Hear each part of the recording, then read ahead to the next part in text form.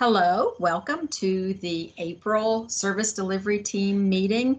I am so excited that we have Paula Townsend and Melanie Place presenting about the integrated in-class services that they provide. And you're going to see that there's different ways of approaching it. And that's the most interesting part. And some of it, they will tell you, varies upon the teachers, the school, what changes for the next year. So I'm real excited to have them as our guest speakers. Our goals for today, hopefully by the end of this presentation, you will be able to describe 2 new strategies that you may try in, I shouldn't have said preschool, sorry, in any classroom, and identify 2 resources for materials. Financial disclosures, Paula and Melanie are employed by the school systems, Paula, Barber County, and Melanie, Berkeley County. And of course, I'm with the West Virginia Department of Education. And then Melanie also has a store on Teachers Pay Teachers, but she's not using any of her products in this presentation. And so I'm going to let Miss Melanie take over here. So thank you both for presenting for us today. So first, to just kind of talk about some of the benefits of providing integrated therapy. I have provided integrated, I've called it different things. I've called it inclusion therapy, push-in, different, definitions for it or different terms for it, but all basically the same thing. So one of the great benefits of it is to be able to model for the teachers and the aides in the classroom how to get the students to communicate, and not necessarily just using AAC, but just how do you get a child to express themselves more? What kind of cues or prompts do you use? And this way the teachers can model it when you leave the classroom, because therapy typically is a shorter amount of their week, and the teachers can then begin to apply that throughout the rest of the day. It also helps you to be able to share with teachers some strategies as an SLP that you have that they maybe don't think of. And I've had lots of teachers tell me that I never thought of doing it that way, or to use, different hand signals for like antonyms and synonyms, or compare and contrast. Those are really helpful for them. It also increases the generalization for the students. They can then, instead of having that separation between the speech and the classroom, they start to understand that the same things that I'm working on for speech are the same things I'm doing in the classroom. It benefits other students, not just those who have IEPs, but all the students in the classroom. And you also might find some kids that you maybe weren't on your radar that you can identify that might need to be referred. If you have students in that classroom that have articulation or fluency goals, you can observe that and see if carryover is happening. And you can also provide therapy to a larger number of students. Schedules are always a big problem. Having enough time to service your students is always, a challenge. So you can provide a larger number than what you could probably fit in your small therapy room. And it helps with the workload. You're able to service more students at one time.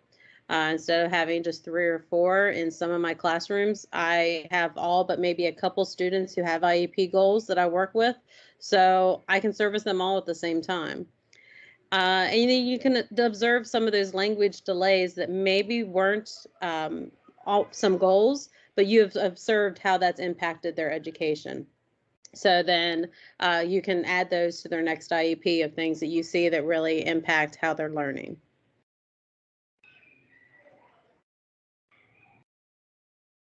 Paula, back to you.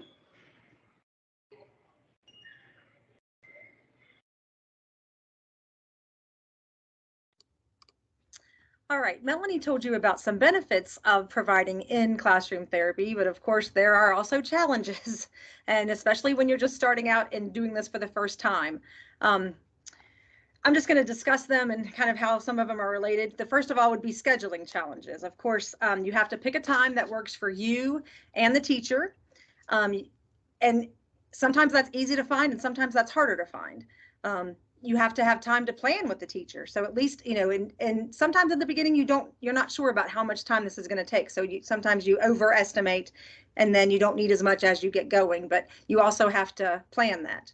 And then one challenge I find is sometimes when there are changes to the school schedule for the day, it's a 2-hour delay, it's an early out. Sometimes this is the very first thing to go because the teachers, they have to get their core in. They need to get that reading, that math. And so this is the thing that they kind of want to cut, on those days, which of course, it is what it is. But, that is a challenge if you have a lot of 2-hour delays or snow days in a month like January or February. Another thing that I find is what works one year may not work the next year. So sometimes you feel like you're, just back to the drawing board every year, not completely, but sometimes it just doesn't work year to year. There's also, issues with classroom management. Sometimes we are used to having that small group, those 3 kids at a time. You can reach out and touch everybody if you need to get their attention. So sometimes we're not as comfortable with large groups and being able to manage that classroom. Also, you have to decide how the teacher and SLP are going to work together. Or is the SLP going to lead the lesson? Is the teacher going to lead the lesson? Are you truly going to collab? I present part of it, you present part of it. And then also, you have to make sure that the teacher knows this is not free time for them. They are not free to go to the bathroom or take extra planning, go to the office, make a phone call. They have to be in there with you the entire time. And most of the time that's not an issue, but it is something you have to make sure that everyone's aware of at the beginning, and you have the same thoughts about this as you do. There's also challenges that we don't see in traditional pullout. For example, data collection is different when you're in the classroom. It's not as easy as collecting when you're in a small group. You're sitting there at your table, you have your checklist, you have your, whatever you're collecting data. In the classroom, it's a little different because you're probably not sitting, you're standing, and you're, working with a large group at a time. So you just have to, do data collection in a different way. Sometimes it's also a challenge to make sure you're targeting each child's goal from off of the IEP. You may plan a great lesson, but if you don't hit any of the students' goals, was it worth it in the classroom? You may, have a wonderful lesson that fits along with what's going on in the classroom, but you haven't hit those students' goals, or you haven't been able to plan something that does hit those goals. So those are, just some challenges that you have to work through the first time you do it, and then as you go on.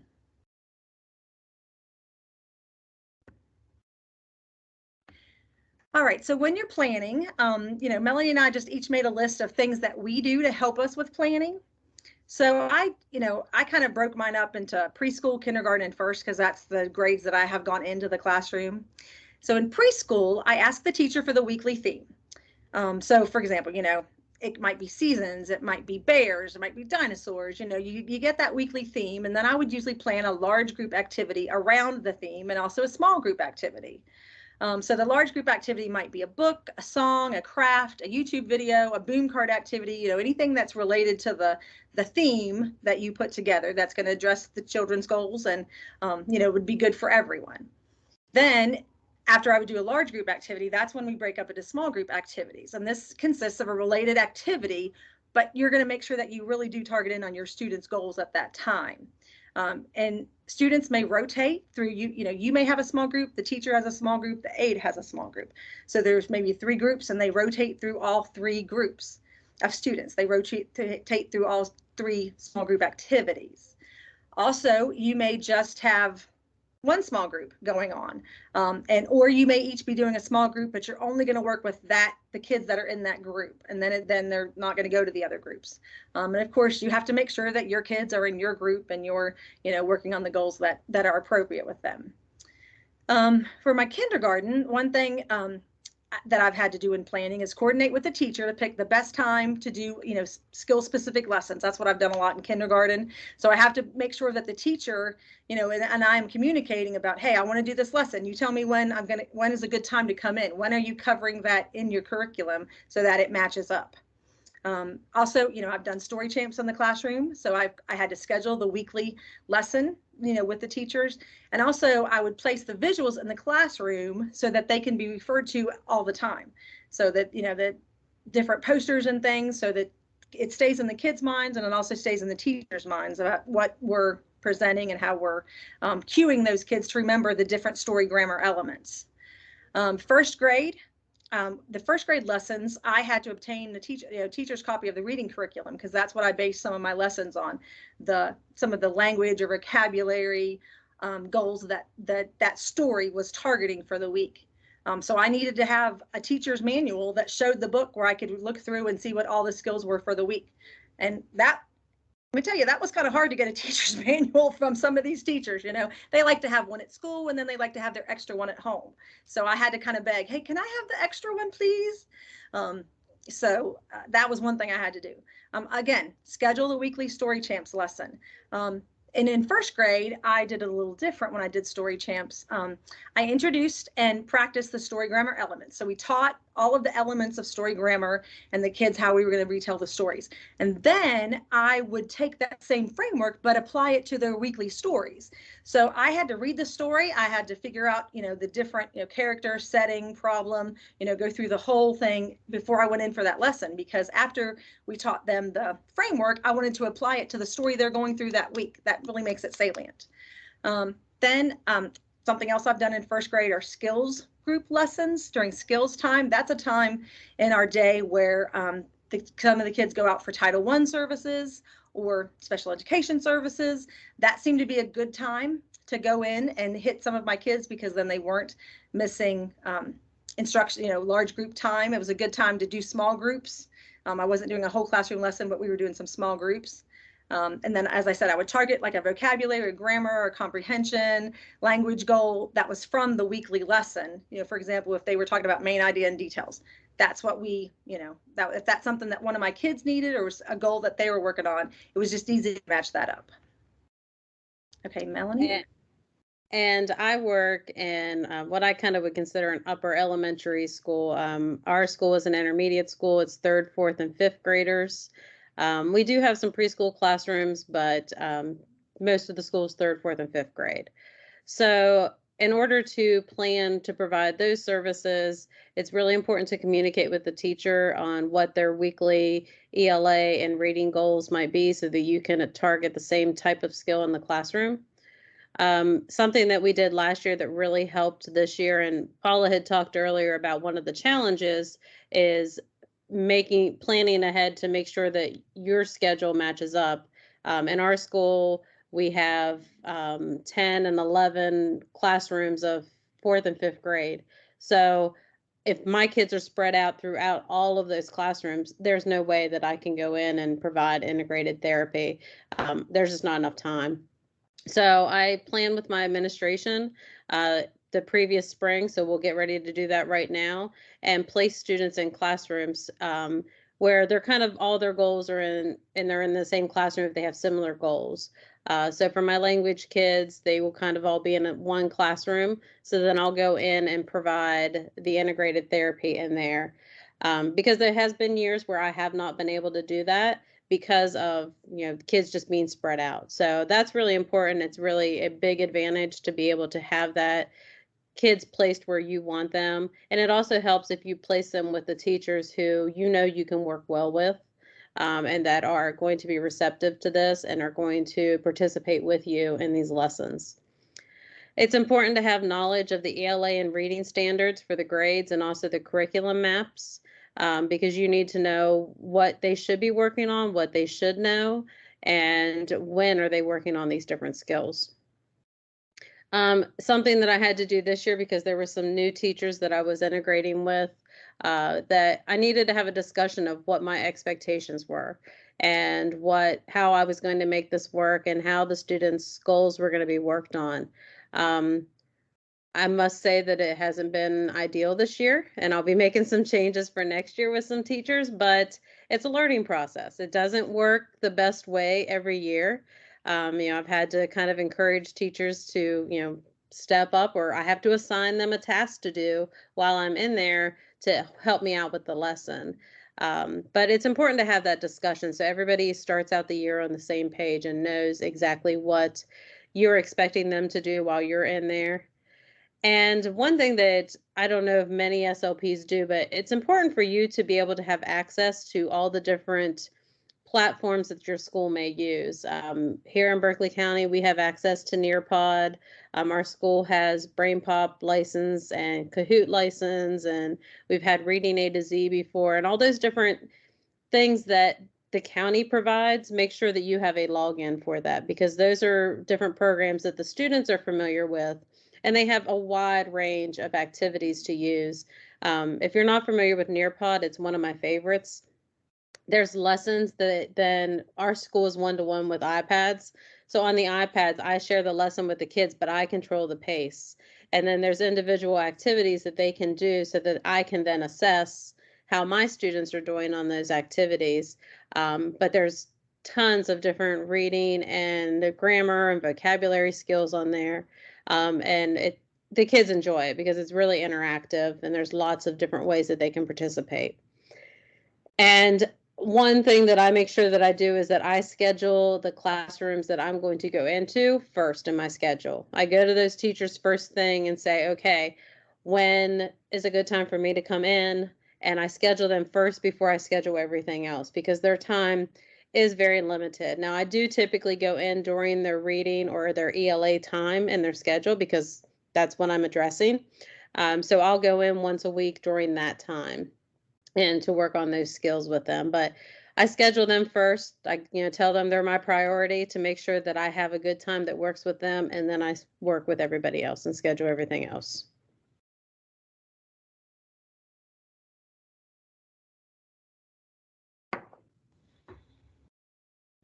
All right, I'm going to just give you kind of an overview of some of the services that I provide or have provided in the classroom. As I said, I have done this in preschool, kindergarten, and first grade. So in preschool, as I said, I've done whole group lessons. Sometimes I've just gone in and done small group lessons in the classroom without a whole group lesson. And then, of course, the individual therapy where you're just working with that one student, providing services in the general education environment. Then in kindergarten, I've done story champs, as I said, with that large group. I think sometimes if you're just starting out with doing integrated services, it is nice to have a framework or a program so that you're not having to plan everything. That's a good way to start so you feel comfortable because you're not having to plan every part of every lesson out. And then in kindergarten, I've also done skill-specific lessons. For example, at the beginning of the year, I go in and do a lesson with all of my kindergarten classes on whole body listening and how to be a good listener with your whole body. I also do sound-specific lessons in kindergarten where I go in when they're teaching that sound, that letter, I try to go in and do a lesson on that, and relate it to how you make the sound, what it sounds like, what's correct, what's not correct. I think it helps with the literacy because it helps to cement that letter and that sound a little bit more for the students. And then also it's a way for me to try to do some pre-therapy, try to do some prevention. If a child has a frontal lisp in kindergarten, and I'm giving them that model of how to produce it correctly. You're sticking that tongue out. Let's practice it. We're not going to have that sneaky tongue coming out of our, between our teeth. So it has actually lowered my referrals or the students that I've had to put in therapy later because of their sound errors. I've been able to fix some things early. And then in first grade, I've also done story champs. And then, as I said, the skills group lessons where I go in and target a skill from the reading curriculum during skills time. That's what we call it, during skills time. And I have to say, I have always used a mixed GEE and SEE approach. I have never had a student where I felt comfortable just only providing services in the general education environment. They've all had a mix of some GEE time, but at least once a week I would pull them out into my room in a special education environment to make sure that I do have time to really make sure I'm hitting their goals. All right, so here's an example of a lesson that I provided before Christmas for the gingerbread theme. So that was the theme they were doing for the week at the preschool class. I read the gingerbread girl with the class, and the teacher had already read the original gingerbread boy story. So we were able to do some comparing and contrasting. How were the stories different? What was the same? How were they the same? And then how were they different? So comparing and contrasting those. The main thing I was targeting during that time was subjective pronouns. It seems like that is something I work on with almost all of my kids, whether they're language or speech kids. Those pronouns seem to give them a really hard time. So that was one of the things we were targeting during those stories. So I read the story, and then the students helped to retell the story using the book. So we went back and we looked at the pictures, and they told me what the gingerbread girl was doing on each page. She is running through the field, or she was crossing the bridge. And I make sure that I purposely call on my IEP students to participate And also I would have the visuals that I've already introduced in therapy and use with them. So for example, the sentence strips that have he is, she is, I would make sure that those are in there as a further cue to that child. Hey, I need to make sure I'm using the right word at the beginning of that sentence. Then as a whole group, we decorated a craft of a gingerbread boy and girl. You can see those sticks there. And those were sent home with a letter to all the students, to the parents, asking them to have the student, retell the story to them, make sure you're using he and she. So is it just a way to get the parents to maybe work on that too? Here's an example of a lesson that I've provided in kindergarten. As I said, I've done skill-specific lessons on the sounds. I think that's really important for literacy and for speech. So this, as you can see, this would be an S lesson. This was a lesson I provided with S. The materials there for S. But the first thing I do in all those lessons are to introduce the sound and its cognate if applicable. So, if we're talking about S, we also introduce Z. How do we know which one's quiet, which one's noisy? We feel our throats, all that stuff. I use the Iowa Sounds of Speech app, which it used to be a website, but there still is a website. But German and Spanish, I think, are the only two on there now. English, you have to buy an app to have it. I don't think it's very much, maybe $4 or $5. So I use that, and we talk about correct placement, correct production, what sounds right, what sounds wrong. So for S, of course, the model I'm going to give for an incorrect one is that's tongue coming out of between your teeth. Frontal lisp is a common error for S. So I want to make sure that they can judge, auditorily discriminate between what's a correct production and what's not. Then we practice correct productions. We might use mirrors, we might use partners, they might partner up and practice our sounds with each other. And at this time, I'm walking around and making sure that I'm monitoring the students who I know are going to have trouble with this sound, whether they're a speech kid or, a child not in therapy. If I see a child that I know he's having trouble with it, I'm going to go and help them during that time. Then we're going to do an activity where we brainstorm words that start with that sound. So we're working on some phonemic awareness tasks at that time. And then we'll read a story that's loaded with the sound. And I have the one, I have it pictured. That's what I do for S. It's called Esther's Pet. This series of stories is actually called Phonics Faces. As you can see, the letter S is actually in her mouth and it looks like a snake. So it's kind of, the pictures are all made so that the letter is in the mouth and it's kind of showing how you make the sound. So they kind of get that visual to go along with it. And there are lots and lots of S words in there. So, as we read the story, I make the kids tell me when you hear an S sound. If you hear a word that starts with S, raise your hand and, oh, what word did you hear? So we're really getting that awareness going. And then there's always an extension activity. We might make an L book, a book with L words. This is my activity for S. We're doing word making. And I have that sheet and, see one of the initial sounds is S. We go through that together. Are these real words? Are they not words? We're blending the sounds. This is when I do it towards the end of the year. So by that time, kindergarten kids are starting to blend in CDC words. And then, there are some other letters there. And as I'm going back through those, maybe as I'm doing C, I'm making sure, remember, how do we make that K sound? How do we make the K sound? So that I can bring those other sounds in some of the activities that I do. All right, here's an example of a first grade lesson that I have done during their skills time when I'm just doing a small group in the classroom. And sometimes this small group, of course, it's always going to contain my students who have IEPs, and then it also will contain, students from the classroom that the teacher feel like they need some extra help with this skill or this lesson. So this week, the skill that I picked from the curriculum was main idea and details. As I said, this had already been introduced in the weekly reading story. So I made up cards with the main idea and several details from the nonfiction story that they read that week. So they had already had exposure to this skill and to the details and the main idea. So during skills time, I did a small group lesson with my students and other students in the classroom to work on that, to make sure that they really got that concept. And then, so then we do it with that story. And then I have always something, another little story or another way to apply it to make sure that they're getting it with more than just that one story. So some resources that I use in the classroom. Honestly, I'm not about reinventing the wheel. We all are busy and have no planning time. So I have found things that are already pre-made, someone's made them and shared them, and that's what I like to use. So I'm just going to share a few things that I use with you, and I'm going to show you. The first thing that I love is books. I mean, we all love books. It's great to use books with students. We know that. But this website is called Sweet Southern Speech. I'm sure many people are familiar with her. She actually has a part on her website that's a book search. So if your preschool is having a theme, about winter or weather, or spring, we have Easter, we have picnics, whatever theme they're doing for that week, you can search by theme. You can search by age recommendation, speech, sound, grammar, teaching concepts. So, even if you're just looking for a book, a good book to go with therapy, this is a nice website to be able to find a book that matches the skill that you're interested in. Another website that I love to use is Boom Cards. It's called boomlearning.com is the website.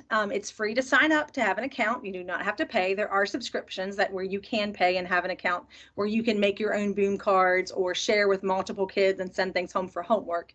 There are many free boom cards available, so you don't have to think, I don't want to spend a bunch of money. I think I probably have a couple hundred boom decks in my library, and I've only paid for 1 or 2 of them. So people do share a lot of free things. As I said, it's boomlearning.com. It's interactive. The kids can move, drag and drop pictures. They can find things, so that's why my kids love them, because it's interactive. And in my school, every classroom has an interactive TV, and they're called True Touch TVs. So I love to do that with large group activities, because then the kids get a chance to come up and participate. Another website I use is, of course, is YouTube. It's a great way, if you have a book that you want to do, but you don't have the book, that your library doesn't have the book, most of the time you can find it on YouTube where someone has read the book. I mean, I like to have the physical book in my hand if at all possible, but if I just don't have it and I don't want to buy it, I don't have time to buy it, you can usually find it on YouTube. Then also on YouTube, one of the things that I like, this is called Speech with Jen. And she has done lots and lots of videos on speech sounds or language skills. This is a playlist that she has called Auditory Bombardment, where she just takes one grammar skill, and goes through several sentences where they're just bombarding the child with I, we, she, whatever the skill is. This is a video on they. So it teaches, the first thing she goes through and talks about they versus them. We don't say them at the beginning of a sentence. Listen to the sentences as they go through, probably 20 sentences that have, pictures that go along with them. And then I ask my parents to go back later and listen again, and this time turn the volume down and have their kids say the sentence back to them. And that's something that we do in the whole group too. And one cool thing that I found, if you're wanting to share anything on YouTube with parents or other people, I try not to give my parents my cell phone number, and I don't have a lot of their emails, and they don't all check their emails, but everybody has a cell phone, and they like QR codes. So you can take the website of the YouTube video that you want them to do at home, or if you're sharing a book, hey, we've done this book in class, you watch the book being read and ask your child some questions about it, or have them review their speech sounds with you. There are all kinds of free websites where you can make a QR code and share the address rather than having to write the whole address out for the parent, and they're never going to go back and type that in and watch it. But if all they have to do is take their phone and take a picture of the QR code, and it'll automatically bring it up, that's so much easier. So that's one thing that I like to do with things like this, where I want the parents to carry it over at home and use it too. But as I said, YouTube is great. Like I said, the Speech with Jen is one that I like to use a lot. Another thing that I use are Google Slides, and I know a lot of people are aware of those, using them during COVID and when we were providing a lot of teletherapy. Her name is Kelly Vest. She's an SLP who has created a whole bunch of Google Slides, and she shares them weekly. Every week she sends out one that she uses in preschool, and she specifically does use these with the preschool group. So these are already made. I don't have to make them up. Usually there's a letter or a sound that she's targeting that week and some language, goals too. So I may not use everything in the Google slide for that week, or I may, use it at a different time, but there might be one activity in there that I really like. So for example, I was trying to get my kids to use some more complex sentences. So we were doing these, we use an umbrella when, or when it's raining, we use an umbrella. So, and then it went through a whole bunch of different, weather patterns. So as I said, nobody wants to reinvent the wheel. So I've tried to find things that are already available that I can use and just pick and choose what fits with the goal I'm doing for the week. All of those that are listed, they're hyperlinked. So when Libby sends out the PowerPoint presentation, the links are there. I added teachers pay teachers on there because of course we all love that, and again, it's not something you have to spend money on. There are a lot of free content on there that fits the skill. So for example, I was doing too many carrots with my kids last week. So I went on Teachers Pay Teachers and just searched speech pathology free, too many carrots, and or even not speech pathology, but the book and then any free resources. And I found a lot of things that I could use for retail, for vocabulary, things like that. Story Champs, I do have the link for that on there. I think, a lot of us have that, but if you're ever looking for tutorials or videos that will help you provide that, they are available on their website. And then I do have a link for the Sounds of Speech app also, and then the company that makes the Phonics Faces book, if that's something you're interested in.